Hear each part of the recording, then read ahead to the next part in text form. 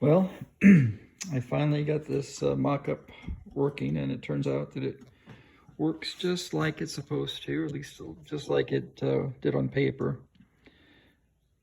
You can see the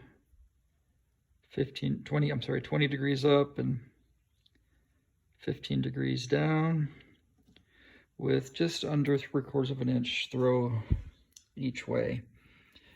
I had to do a little bit of a redesign just because of the new placement due to how the control stick is mounted inside the main bulkhead, and not wanting to hit that landing gear torque tube, I had to raise it up higher on the spar.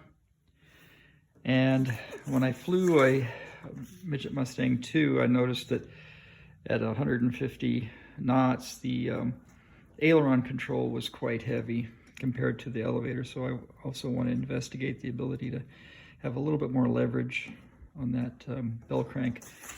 Here's a picture of the suggested bell crank for the Midget.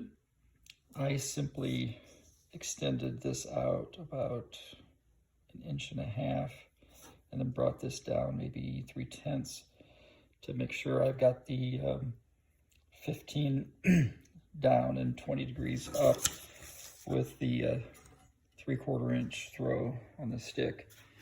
Not only that, I guess just to show here, I put these stops in. If you can see them in here. Yeah, there's a AN3 bolts that serve as stops, hard stops for the control stick. And I set it up so that it puts this right in the center of the access holes for the bolts. And that gives me my just under 3/4 of an inch throw either way on the stick. So I'm really happy with how this turned out. Now I can finally start cutting the rib right here. I didn't want to do any of that, obviously, until I had made sure that redesign is going to work. So anyway, that's about it. Just wanted to give the update. There's the control stick I put in just to also make sure that everything works on the airplane like it did on that mock-up I put on in the hangar. So again, everything looks good. I'll check a few things one more time, then I'll start cutting the material to mount the new aileron bell crank in the Midget.